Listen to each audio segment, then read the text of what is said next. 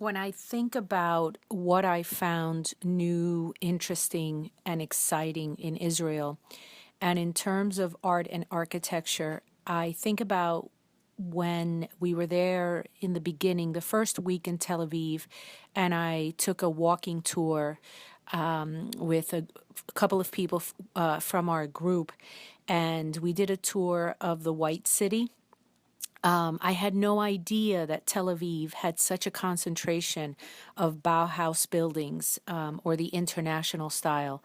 So it was wonderful to go with the guide and walk around and listen and learn and look at these buildings, especially the ones that look like Cairo in the 1920s. I really felt like I was in Cairo in the 1920s, such a variety of buildings.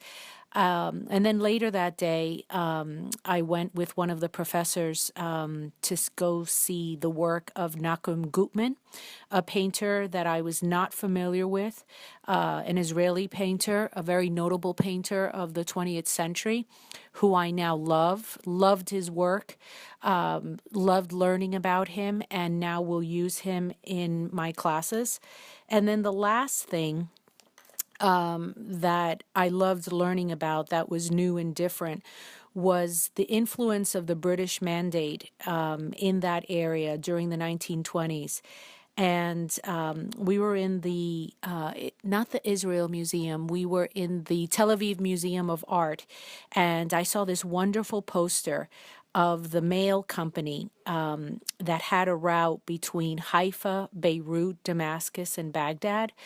And it caught my eye, and I started thinking about how really I was in the middle of this very important trade route, mail route that had existed for centuries. And all these things that I was seeing around me were reflective in how Israel is really at the center of all of that.